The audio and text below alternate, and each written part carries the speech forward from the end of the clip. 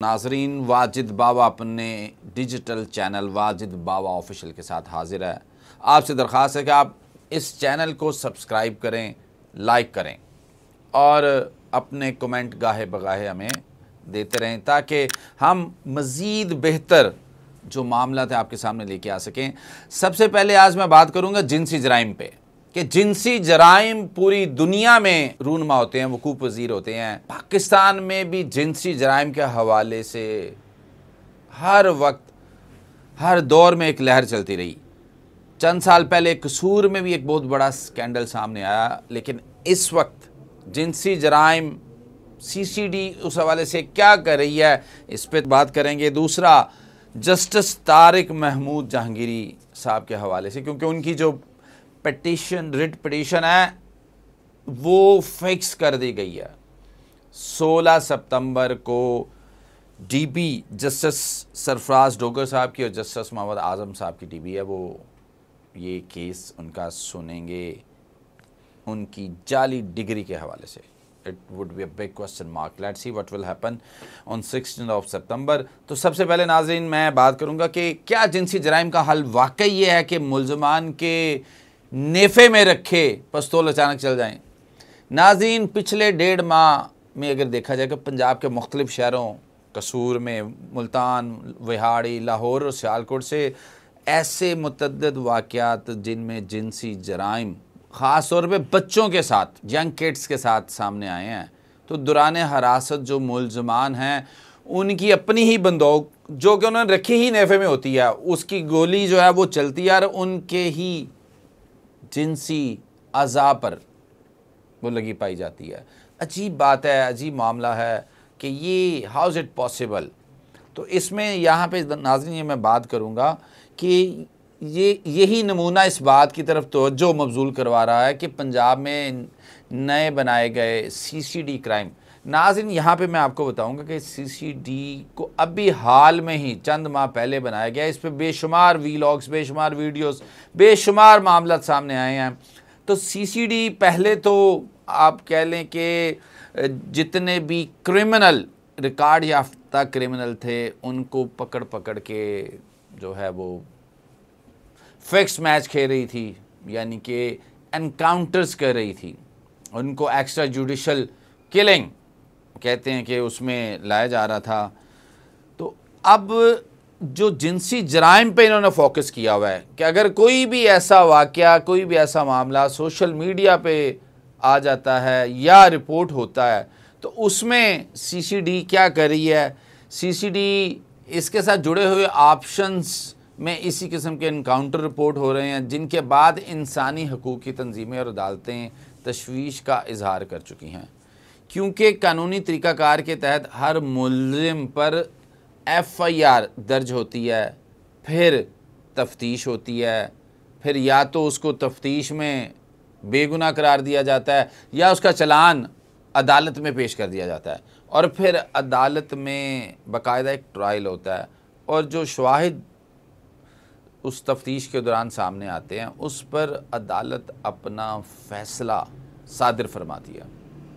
और नाज़रीन, मैं यहाँ पे ये बात करना इंतहाई ज़रूरी समझता हूँ, क्योंकि वतन अज़ीज़ में जो आइन का आर्टिकल 10A है, ये हर शहरी को ड्यू प्रोसेस और फेयर ट्रायल की ज़मानत देता है, गारंटीज। ये आर्टिकल गारंटी करता है। और जिनसी जराइम के मुतल्लिक जो दफ़ात हैं 376 है, 375 है, 377 है, वो इन मामलात के हवाले से मुख्तलिफ एंगल से लागू की जाती हैं।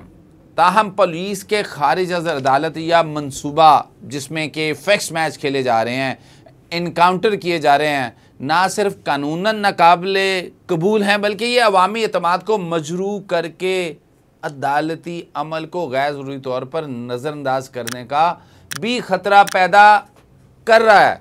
क्योंकि नाज़रीन, मैं यहाँ कहूँगा कि जब अदालतें मौजूद हैं, इंसाफ फराहम करना, सज़ा जज़ा देना वो अदालत का काम है।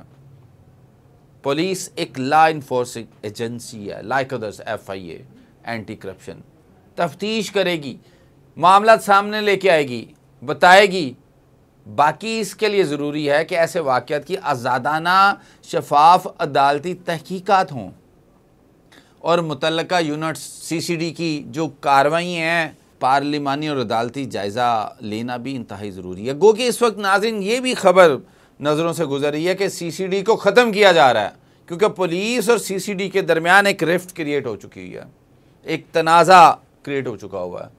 लेकिन लेट्स सी, हम सिर्फ बात यहाँ पे ये करना चाह रहे हैं कि क्या जिनसी जराइम को या उन मुलजमान को जो जिनसी जुर्म का मुर्तकब हुए हैं, क्या उनके नेफे में जो पिस्टल है वो ऐसे चलना चाहिए? क्या उनको ऐसे ही सज़ा देनी चाहिए? नाज़रीन, यहाँ पे इंसाफ खौफ या इंतकाम की बुनियाद पर नहीं, बल्कि कानून और शवाहिद की बुनियाद पर मलहूज़े खातिर रहे। अब नाज़रीन, मैं यहाँ पे थोड़ा सा आपको पिछले चंद माह की जो CCD ने वाक़े किए उसके हवाले से हाइलाइट्स दे देता हूँ कि ये जो हादसाती गोली चलती है, एक सडन बुलेट आके फायर होती है, उसके हवाले से जो सरकारी और मीडिया कवरेज के मुताबिक जो वाक़यात रिपोर्ट हुए, जो चीज़ें सामने आईं, तो वो मैं आपके यहाँ पे मैं आपको जो ज़राए बताते हैं वो मैं आपको थोड़ा सा उसका हवाला देना चाह रहा हूँ। 1 मई से 23 अगस्त 2025 के दौरान जितने जिनसी जराइम के मुलजमान थे, उनमें 14 को CCD ने अपने ऑपरेशन में आप कह लें कि कत्ल कर दिया, एक्स्ट्रा जुडिशल किलिंग कर दिया। लाहौर हाई कोर्ट में honourable chief justice Lahore high court में एक पिटिशन दायर की गई, जिसमें IG साहब को तलब करके सवाल किया गया कि क्या जब ये मुलजिम अपने ही साथियों की फायरिंग से हलाक होता है तो उस वक्त किसी और को गोली क्यों नहीं लगती? जब गोलियां गाड़ी पे बरस रही होती हैं तो किसी और एहलकार को या किसी और पुलिस वाले को क्यों गोलियां नहीं लगती? क्योंकि एक तो ये ऐसा फील होता है कि this is a security lapse. मैं अगर बात करूं तो नाज़रीन, ये तो सिक्योरिटी लैप्स एक तरह से है कि पुलिस की हिरासत में बारहा अपने साथियों की फायरिंग से जो है मुलजिम कत्ल कर दिए जाते हैं, हलाक कर दिए जाते हैं, और फिर वो साथी भी पकड़े नहीं जाते। CCD की जिनसी जराइम के हवाले से जितनी भी ये रिपोर्ट हुई हैं मामलात, इस पे क्या सवाल ये बनता है कि क्या इस तरह से सज़ा देने से क्या जिनसी जराइम ख़त्म हो जाएंगे? ऐसा मुमकिन नहीं है। मेन जड़ को, मेन मगज़ को, जुर्म की मेन जो रूह है उसको पकड़े जाना चाहिए, अदरवाइज़ ये कंटिन्यू है। अगर आप बात करें कि चंद साल पहले जो कसूर में वाक़या हुआ, तो उसमें अब भी 2 वाक़े कसूर में ही रिपोर्ट हुए हैं। तो इन मामलात को, इन जराइम को काउंसलिंग से ख़त्म किया जाना ज़्यादा बेहतर है। नाज़रीन जी, नाज़रीन, अब मैं बात करना चाहूँगा कि जस्टिस तारिक महमूद जहांगीरी साहब के हवाले से। इस्लामाबाद हाई कोर्ट के अपने ही जज जस्टिस तारिक महमूद जहांगीरी साहब इस वक्त एक ऐसे केस में घिरे हुए हैं जिसने ना सिर्फ अदलिया बल्कि अवामी एतमाद को भी हिला के रख दिया है।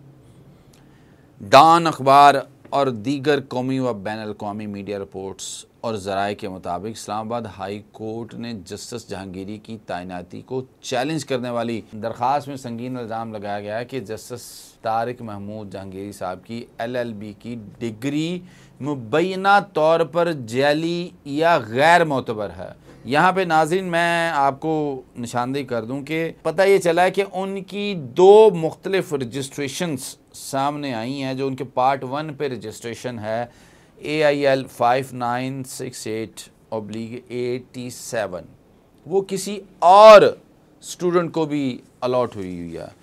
दूसरी जो एक और रजिस्ट्रेशन है AIL 7124/87, वो उनके सेकेंड ईयर के रिज़ल्ट कार्ड पे है, LLB पार्ट 2 के। तो नाज़रीन यहाँ पे एक बेंच जो कि 2 काबिल एहतराम जस्टिस साहिबान पर मुश्तमिल है, justice chief justice of Islamabad high court justice Sarfaraz Dogar साहब और जस्टिस आज़म खान साहब पर, ये 16 सितंबर के लिए फिक्स कर दी गई है उनकी पिटीशन। जी नाज़रीन, डान अखबार और दीगर कौमी व बैनुल अक़वामी मीडिया रिपोर्ट्स और ज़राए के मुताबिक इस्लामाबाद हाई कोर्ट ने जस्टिस तारिक महमूद जहांगीरी की तैनाती को चैलेंज करने वाली दरख्वास्त समाअत के लिए मुकर्रर कर, क्योंकि इनिशली ये कहा जा रहा था कि उसकी मेंटेनेबिलिटी पे क्वेश्चन मार्क था, लेकिन अब वो समाअत के लिए 16 सितंबर के लिए जो है ना उसे फिक्स कर दिया गया। दरख्वास्त में संगीन इल्ज़ाम लगाया गया कि जस्टिस साहब की LLB की डिग्री मुबैना तौर पर जैली या गैर मोतबर है। चीफ जस्टिस सरफराज डोगर साहब और जस्टिस आज़म खान साहब पर मुश्तमिल 2 रुकनी बेंच 16 सितंबर को उस दरख्वास्त पर समाअत करेगा। यहाँ मैं ये बताता जाऊँ कि नाज़रीन, ये दरख्वास्त जो है वो एडवोकेट मियां दाऊद साहब ने दायर कर रखी है।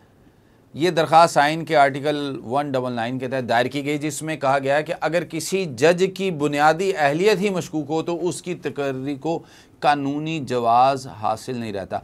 नाज़रीन, यहाँ पे मैं एक चीज़ आपको बता दूं कि कहीं भी अगर कोई भी डिग्री, कोई भी आपके क्रेडेंशियल्स अगर जाली हों तो किसी भी फील्ड में किसी को भी मेरा नहीं ख्याल कि उसको इस तरह की सीट पे या इस तरह की जगह पर बैठे रहना चाहिए, और माजी में भी ऐसी बेशुमार एग्जांपल्स हैं। दरख्वास्त में नाज़रीन दरख्वास्त में कराची यूनिवर्सिटी की ख़तो कुताबत और सरकारी रिकॉर्ड बतौर सबूत मुंसलिक किया गया। इन दस्तावेज़ात के मुताबिक जस्टिस तारिक महमूद जहांगीरी के LLB साल अव्वल और दोम के लिए मुख्तलिफ एनरोलमेंट नंबर्स मौजूद हैं, जो बाज़ाब्ता तौर पर एक तालिब इल्म को देना नामुमकिन है। एक एनरोलमेंट नंबर तो दरअसल किसी और तालिब इल्म इम्तियाज़ अहमद के नाम पर अलॉट था। मैं इसमें थोड़ा सा मेंशन कर देता हूँ कि नाज़रीन, वो जो इम्तियाज़ अहमद के नाम था वो जस्टिस तारिक महमूद जहांगीरी साहब के LLB पार्ट 1 के मार्कशीट पर लिखा हुआ था AIL 5968/87, और इस हवाले से यूनिवर्सिटी के कंट्रोलर इम्तहानात ने बाज़ाब्ता ख़त में नतीजा अख़ज़ किया कि मार्कशीट्स और डिग्री गैर मोतबर है।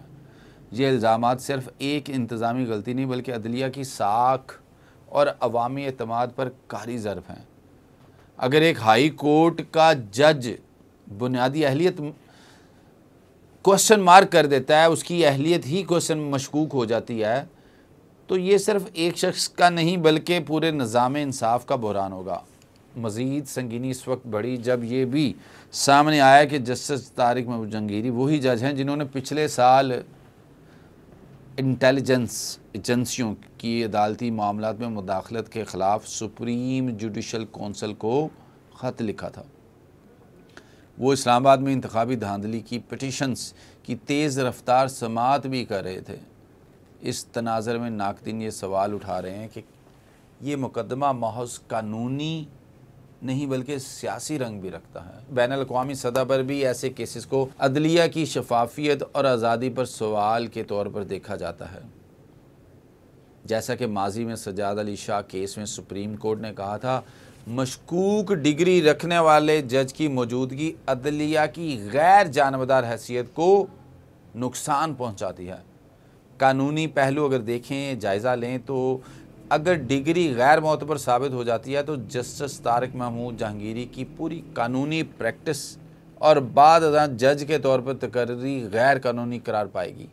आइन के मुताबिक लाजमी अहलियत के बगैर कोई भी जज तैनात नहीं हो सकता। इसके नतीजे में इनके दिए गए फैसलों पर भी सवाल उठ सकता है। Are justice Tariq Jahangiri's degree fake, ये फ्राइडे टाइम्स में लिखा हुआ है। इस तहकीकाती कालम में बताया गया कि यूनिवर्सिटी ऑफ कराची के सिंडिकेट ने अनफेयर मीन्स कमेटी की सिफारिश पर जस्टिस जहांगीरी की डिग्री और एनरोलमेंट कार्ड्स मनसूख करने की सिफारिश मंजूर की। कालम में तहकीक शुदा दस्तावेज़ात और यूनिवर्सिटी के अंदरूनी ज़राए का हवाला दिया गया है, जिससे पता चलता है कि यूनिवर्सिटी ने गैर अखलाकी या गैर कानूनी तरीक़ों की बुनियाद पर यह सिफारिश की थी। Islamabad high court justice Tariq Mahmood faces allegations of fake degree समावेब इस रिपोर्ट में मार्कशीट्स और इनरोलमेंट नंबरों में तजादात की निशानदही की गई है। 2 मुख्तलिफ इनरोलमेंट नंबर्स, एक नंबर पहले से किसी और तालिब इल्म को अलॉट किया गया नंबर से मुताबिकत रखता है। जी नाज़रीन, देखते हैं कि 16 सितंबर 2025 को इस पे इस्लामाबाद हाई कोर्ट क्या प्रोसीडिंग करती है और ये मामला किस रुख जाता है, किस तरफ जाता है और क्या सूरत हाल इख्तियार करता है। इसके साथ ही आपसे इजाज़त चाहता हूँ। अल्लाह निगहबान।